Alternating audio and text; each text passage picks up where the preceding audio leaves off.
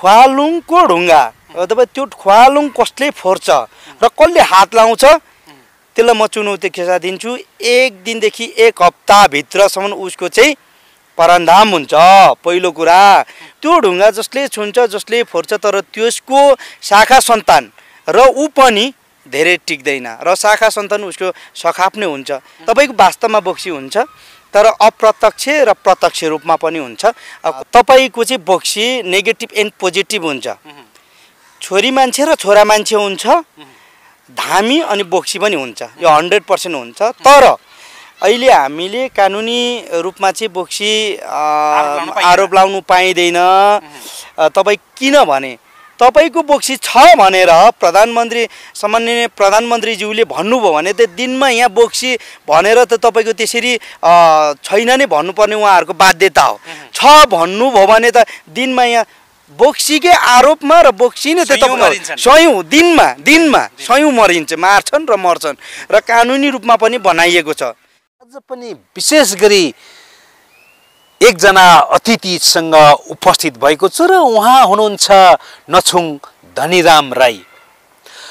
पछिल्लो समयमा ख्वालुङ अर्थात् मुन्दुममा बारम्बार आउने अथवा मुन्दुमको उद्गम स्थल भनेर मान्दै आएको ख्वालुङ चाहिँ फुटाएर त्यसमा ढुङ्गा चलाउने बनाउने भन्ने पछिल्लो समयको प्रधानमन्त्री सम्माननीय प्रधानमन्त्री केपी ओलीजीको वक्तव्य पछाडि यो सामाजिक सञ्जालमा निकै आलोचना बन्दै आइरहेको छ।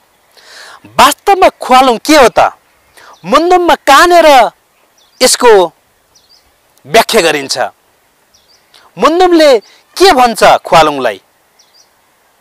विशेष गरी हामी यही विषयमा रहेर नछुङ धनीराम राईसँग कुराकानी गर्न लागिरहेका छौँ। यति बेला चाहिँ मेरो अतिथि धनीराम राईलाई कार्यक्रममा स्वागत गर्न चाहन्छु। धनीरामजी, यहाँलाई स्वागत छ। धन्यवाद, नमस्कार, शिवा।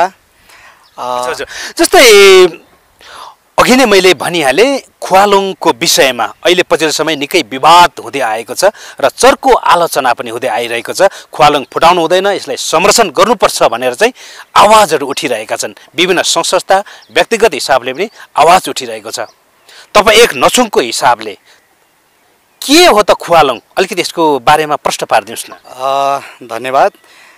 सर्वप्रथम त ख्वालुङ भनेको ख्वालुङ अथवा तपाईँको वा ख्वा हाम्रो भाषामा हाम्रो मुदुममा वा भनेको चाहिँ पानी र लुङ भनेको ढुङ्गा, एउटा पानीमा भएको ढुङ्गालाई ख्वालुङ। र तपाईँको चाहिँ हाम्रो मुदुममा कसरी आउँछ नि नछुङहरू? हामी नछुङहरू तपाईँको चाहिँ जुनसुकै नछुङहरू चाहिँ त्यो ख्वालुङमा पुग्नै पर्छ, ताकि त्यो भनेको हाम्रो ढोका। हामी जब पनि तपाईँको चाहिँ चिन्ता बस्छौँ मुदुममा आउने त्यो ढोका हो। कारण के त भन्दा पहिले यो समुद्र हो। हामी समुद्रबाट त्यो ढुङ्गा अहिलेदेखि चाहिँ युगौँ अगाडिदेखि भएको कुरा हो। त्यहाँबाट हामी प्रवेश गर्दाखेरि हामीले त्यहाँनिर चिन्ता बस्दाखेरि ख्वालुङमा पुग्दाखेरि नछुङहरू एउटा चाहिँ त्यहाँ चाहिँ भोग दिने चलन छ, ताकि पहिले हामीले त्यो ढुङ्गाबाट एउटा ढोका हो, त्यहाँबाट हामीले यो चाहिँ पूर्व अथवा तपाईँको चाहिँ यो खोटाङ भोजपुर जति किराँतीहरू छ त्यहाँ प्रवेश गर्दाखेरि त्यहाँबाट प्रवेश गर्न नपाएको अवस्थामा त्यहाँ चाहिँ भोग दिनुपर्ने पहिले नछुङहरू प्रवेश गर्ने पहिले चाहिँ लिडर नै नछुङ हो। अनि आउँदाखेरि कहिले पनि त्यहाँबाट चाहिँ हामीले प्रवेश गर्न प्रवेश गर्न सकेको थियौँ। नछुङहरूले मुदुम गाउँदै गर्दा के चाहियो भन्दा भोग चाहियो, तपाईँको दो पाएको भोग चाहियो अथवा तेरो भोग चाहियो, तेरो चाहिँ भनेर चाहिँ नछुङलाई भनिसकेपछि हामीले चाहिँ अहिले कुखुराको भोग दिने चलन छ। हामी त्यहाँ नगए पनि चिन्ता बस्दाखेरि मुदुममा आइसकेपछि त्यो ठाउँमा चाहिँ अनिवार्य हामीले चाहिँ भोग डाल्ने चलन छ। भोग त्यो चिन्ता बस्दै गर्दाखेरि एउटा चल्ला काटिन्छ, यताबाट एउटा कुखुरा काटिन्छ। त्यो चाहिँ ख्वालुङलाई ख्वालुङ हो। ख्वालुङ जब ख्वालुङमा पुगिन्छ त्यहाँदेखि सबै बाटो बन्द हुन्छ। बाटो हाम्रो मुदुममा जब चिन्ता बस्दाखेरि त्यो बाटो बन्द भइसकेपछि हामीले चाहिँ त्यहाँनिर चाहिँ जब चाहिँ कुखुरा काटेर भोग दिन्छौँ त्यसपछि हाम्रो बाटो खुल्छ, त्यहाँ ढोका खुल्छ। तर तपाईँको पहिले पनि जुरेली चख्या माख्या भन्छौँ, त्यो जुरेलीलाई भोग दिएर मात्र हामी प्रवेश गरेको इतिहासहरू छ। ख्वालुङ भनेको त्यो त्यहाँ ख्वालुङमा तपाईँको चाहिँ एउटा ढोकामा तपाईँको चाहिँ प्रवेश गर्दाखेरि मान्छे भोक खोज्दै गर्दा हामीले चख्या माख्या चाहिँ हाम्रो दाजुभाइ हाम्रो चेली हो त्यो भित्र चाहिँ के त भन्दा त्यो पस्नु पाइँदैन भन्ने चाहिँ एउटा चाहिँ थियो त्यो चाहिँ हामीले भोग दिएको र त्यो चख्या माख्यालाई चाहिँ हामीले अहिले संरक्षण गर्छौँ हामीले उसको मासु खाँदैनौँ ताकि त्यतिखेर खालिङ राईले चाहिँ तपाईँको चाहिँ एउटा चेली काटेर प्रवेश गरेको इतिहास छ त्यो चाहिँ ख्वालुङमा चेली काटेर भोग माग्दाखेरि तपाईँको चाहिँ दाइना अम्लाको कान्छी अम्ला काटेर भोग दिँदाखेरि चेली बाँचेन र त्यो ठाउँमा चाहिँ ख्वालुङमा चाहिँ त्यो वास्तव र हामी अनिवार्य त्यो ठाउँमा पुग्नुपर्छ त्यो ठाउँमा पुग्यौँ न र त्यो ढुङ्गा वास्तवमा सामान्य प्रधानमन्त्रीज्यूले विराटनगरको चाहिँ एउटा सभामा त्यो बोल्दै गर्दा त्यो मलाई पनि लागेको र तर त्यो ख्वालुङको यति चुनौती छ म एउटा नछुङको हैसियतले भन्न चाहन्छु त्यो ढुङ्गा जसले छुन्छ जसले फोर्छ तर त्यसको शाखा सन्तान र ऊ पनि धेरै टिक्दैन र शाखा सन्तान उसको सखाप नै हुन्छ किनभने त्यो चुनौती मेरो म होइन मैले चुनौती दिएको होइन वास्तविक घटना हो यो चाहिँ भनेपछि हामीले सर्वसाधारण आम जनताले बाहिरबाट हेर्दाखेरि एउटा ढुङ्गा देखिन्छ सिरिप होइन नदीको बिचमा ढुङ्गा देखिन्छ त्यो देख्नुमा ढुङ्गा देखिए पनि वास्तविक त्यो ढुङ्गा होइन त्यसमा एउटा सत्य छ एउटा शक्ति छ भनेर चाहिँ प्रमाणित गर्न सकिन्छ एकदम त्यो एकदम शक्तिशाली हो त्यसै त्यस्तो त कयौँ हजारौँ लाखौँ करोडौँ ढुङ्गा थियो त्यो नडुब्नु र त्यो हुनुको कारण के त किन अहिलेसम्म त्यो पहिले जस्तो त्यो अहिले त्यस्तै छ त्यो चाहिँ हाम्रो मुदुममा र शक्तिशाली एउटा ढुङ्गा अथवा ख्वालुङ त्यो लुङ चाहिँ तपाईँको चाहिँ वास्तविक हो होइन र तपाईँको चाहिँ सत्यता छ तपाईँको चाहिँ हामीले नछुङहरूले भन्ने गर्छौँ आध्यात्मिक शक्ति छ त्यहाँ हामी त्यो प्रुभ गरेर देखाउन सक्छौँ र भोलिको दिनमा त्यो जसले फोर्छ जसले त्यो ढुङ्गा तोडफोड गर्छ तर त्यसको शाखा सन्तान चाहिँ तपाईँको चाहिँ वास्तवमा डढेलो लागेको हुन्छ नि डढेलो लाग्दाखेरि चाहिँ सबै सघाप पार्छ उजाड सेम त्यस्तै हो र जसले त्यो चुनौती जसले भनेको छ उहाँले भनेको अलिकति उहाँले त्यो जो प्रधानमन्त्रीले जुन कुरा फोर्ने कुरा उहाँले कुरा गर्नुभयो ढुङ्गा चलाउने कुरा गर्नुभयो तर फेरि पुनर्स्थापना चाहिँ के भयो त उहाँले ढालेको सरकार पनि फेरि पुनर्स्थापना भएको छ यस्तो नजायज कुरा गर्ने व्यक्तिलाई पनि सजाय चाहिँ हुन्छ सानोतिनो सजाय हुन्छ र यो वास्तविक कुरा जसले फोर्ने कुरा गर्दैछ उहाँ जसले त्यो कुरालाई चाहिँ त्यो ढुङ्गालाई चाहिँ अपहेलना गर्दैछ उहाँहरूलाई चाहिँ उसको भलो हुँदैन भलो सायद राइट त्यो भलो हुँदैन र उहाँलाई क्षति हुन्छ यो चाहिँ हामी नछुङले देखेको कुरा र यो हामी नछुङ लगायत हामी सम्पूर्ण किराँतीको चाहिँ के त भन्दा त्यो उद्यम थलो तपाईँको चाहिँ हाम्रो किराँतीहरूको चाहिँ के त भन्दा त्यो चाहिँ मुदुममा आउने र त्यो चाहिँ वास्तविक हामी किराँतीहरूको चाहिँ त्यो चाहिँ सम्पत्ति हो जस्तै सम्माननीय प्रधानमन्त्रीज्यूले एउटा के पनि भन्नुभएको छ भने संसारमा बोक्सी भन्ने चिज हुँदैन यदि संसारमा कोही बोक्सी छ भने मलाई लगाइदिए हुन्छ भनेर एउटा चुनौती पनि दिनुभएको छ तपाईँ एक नछुङ हुनुहुन्छ तपाईँले त भूत प्रेत बोक्सी अथवा यस्तो सबै कुरो आफ्नो ज्ञानबाट देख्नुहुन्छ यो गर्दै पनि आउनुभएको छ अन्साउने पन्साउने मनसाउने पनि गर्दै आउनुभएको छ वास्तविक त के चाहिँ हो त्यो तपाईँहरूलाई के भन्नु चाहन्छु नि बोक्सीको विषयमा तपाईँको चाहिँ बोक्सी नेगेटिभ एन्ड पोजिटिभ हुन्छ छोरी मान्छे र छोरा मान्छे हुन्छ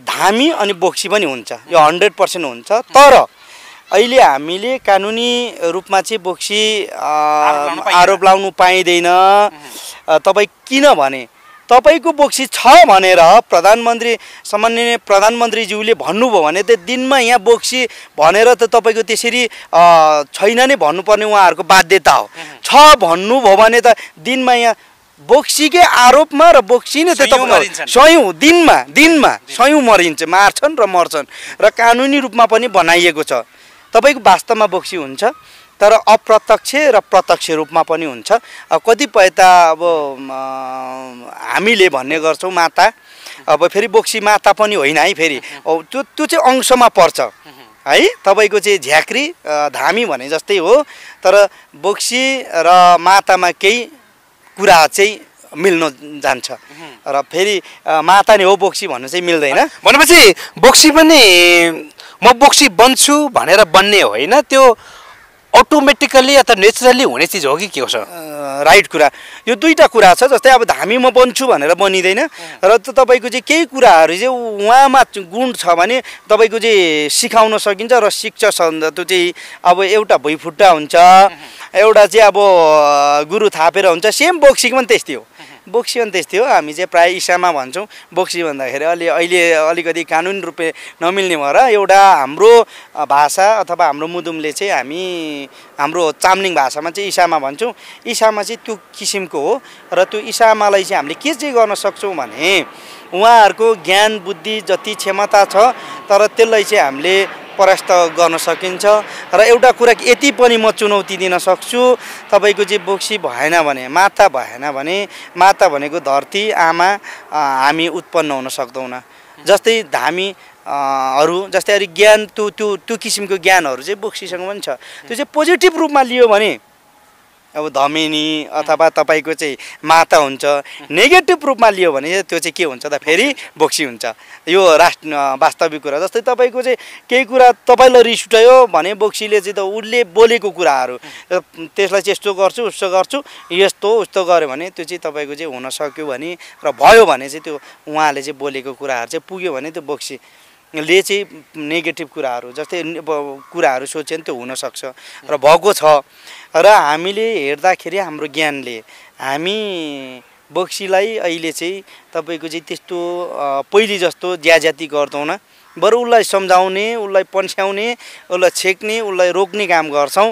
तर उसलाई मार्ने बिजोग बनाउने काम चाहिँ हामी गर्दैनौँ। किनभने पुर्खाहरूले यो गर्दै ल्याएकोले तपाईँको चाहिँ अहिले धामीहरू लोप हुँदै गएको छ। कारण के त विभिन्न पापहरू गरेर त्यो चाहिँ अहिले हामी गर्दैनौँ। म कार्यक्रमको अन्तिममा पनि आइसकेको छु। अब अन्तिममा मेरो एउटै माथि प्रश्न छ। धेरै अहिले यो धेरै नै भन्ने गर्छन् आधुनिक युग हो, 21औं शताब्दीको यो जमाना हो, यो जमानामा आएर पनि धामी बोक्सी यस्तै वैवाद कुराहरू हुन् भन्ने गरेका पनि छन्। र जस्तै खुवालुङको विषयमा पनि यो हुन सक्दैन भनेर पनि कतिपयले विश्वास नगरेको पनि हुनसक्छ। यो बारेमा अलिकति प्रश्न पारिदिनुहोस् न। धन्यवाद। एउटा कुरा के छ भने म चुनौतीको साथ दिन सक्छु र चुनौती दिन्छु। खुवालुङको ढुङ्गा अथवा त्यो खुवालुङ कसले फोर्छ र कसले हात लाउँछ त्यसलाई म चुनौतीको साथ दिन्छु। एक दिनदेखि एक हप्ताभित्रसम्म उसको चाहिँ परन्धाम हुन्छ। पहिलो कुरा उसको शरीर नचल्ला। दोस्रो अब तपाईँको चाहिँ उसको शाखा सन्तान सखाप हुन्छ। तेस्रो तपाईँको चाहिँ त्यहाँनेरि एक किसिमको चाहिँ हरेक कुराहरू त्यहाँ हुनसक्छ। अर्को कुरो अब यो आधुनिक युगमा आएर धामीको विश्वास बोक्सीको विश्वास छैन भन्ने कुराहरू चाहिँ उहाँहरू चाहिँ एकदम भ्रमित हो। उहाँहरूलाई चाहिँ त्यो भन्नु मिल्दैन। उहाँहरूलाई चाहिँ के भन्न चाहन्छु भने मेरो चुनौती फेरि तपाईँ सपना देख्नुहुन्छ, आधुनिकमा सपना किन देख्नुभयो त? त्यहाँ सत्यता छ कि छैन? आधुनिकमा त्यो सपना देखेको कुरा क्याच गर्नुहोस् न त तपाईँहरूले। अहिलेसम्म सक्नु भएको छ ल। वैज्ञानिक युगमा तपाईँले देखेको सपना क्यामेरामा अथवा कुनै चिजमा कुनै माध्यममा तपाईँले क्याच गरेर त्यो देखाउनुहोस् त हामीलाई। सक्नुहुन्छ? सक्नुहुन्न। एक कुरा तपाईँको जति हामीसँग ज्ञान छ यो आध्यात्मिक ज्ञान हो, हामीले पाएको ज्ञान हो। हामीसँग त्यो पासपोर्ट छ। मैले बारम्बार भन्छु त्यो पासपोर्ट छ जुन देख्ने कुराहरू हामीसँग छ।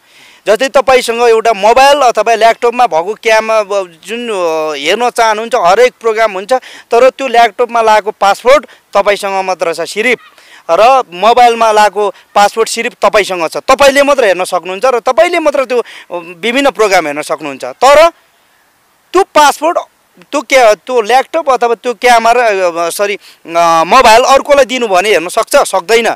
सेम त्यस्तै हामीसँग आध्यात्मिकको एउटा चाहिँ शक्ति छ जुन पासपोर्ट छ त्यो हामीसँग। त्यो चाहिँ हामीले पासपोर्ट हानिसक्यो। पासपोर्ट भन्ने मन्त्र हो। मन्त्र हानिसकेपछि मन्त्र गरिसकेपछि त्यो सम्पूर्ण कुरा हामी देख्छौँ। मेरो यो चुनौती हो। अहिले 21औं शताब्दीमा आधुनिक युगमा आएर धामीको विश्वास नमान्नु भनेको त्यो मान्छे झन् मूर्ख हो। 21औं शताब्दी होइन, ऊ चाहिँ महामूर्ख। तर दुई कुरालाई नेगेटिभ एन्ड पोजिटिभ लिएर जे कुरा पनि गर्यो भने त्यो राम्रो हुन्छ। र अहिले पनि भन्ने गर्छ, डक्टरहरूले पनि यो कुरा पत्याएको छ।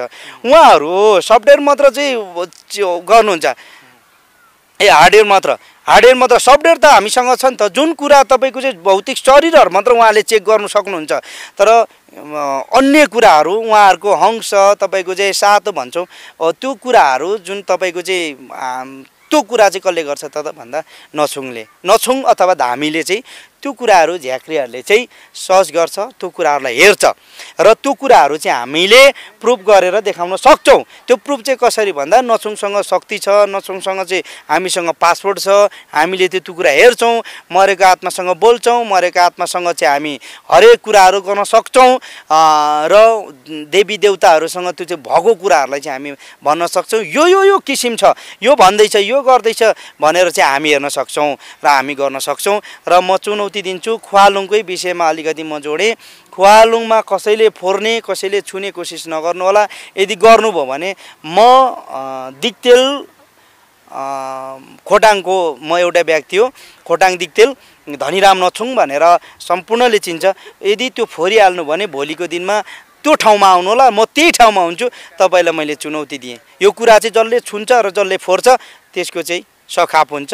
यो चाहिँ मेरो भनाइ, नछुङको भनाइ। हाम्रो मुदुमी हो, त्यो शक्ति आध्यात्मिक शक्ति छ त्यहाँ, एक किसिमको चाहिँ त्यहाँ शक्ति छ। त्यो शक्तिको कारणले पनि तपाईँको चाहिँ फोर्न सक्दैन। यदि फोरिहाल्यो भने जसले हाल्छ उसको चाहिँ तपाईँको चाहिँ सकिन्छ। हस्, समय र संवादको लागि यहाँलाई धेरै धेरै धन्यवाद। र सिलिचुङ टेलिभिजन प्लस सुनकोशी मिडियालाई मेरो तर्फबाट धेरै धेरै धन्यवाद। यो ख्वालुङको विषयमा बोल्नु लाउनु भयो एउटा नछुङ भएको हैसियतले, र मेरो आवाजहरू संसारभरिको किराँतीहरूमा परोस्। मुदुमी यो हो र हाम्रो ख्वालुङ भनेको चाहिँ हाम्रो चाहिँ उद्यम थल हो भन्न चाहन्छु। र यसलाई चाहिँ हामीले जोगाउनु अत्यन्त आवश्यक छ र जोगाउनु अभियान त चलाउनु भएको छ र हामी पनि सबैजना एकजुट भएर यसलाई चाहिँ जोगाउनु अत्यन्त आवश्यक छ। धन्यवाद।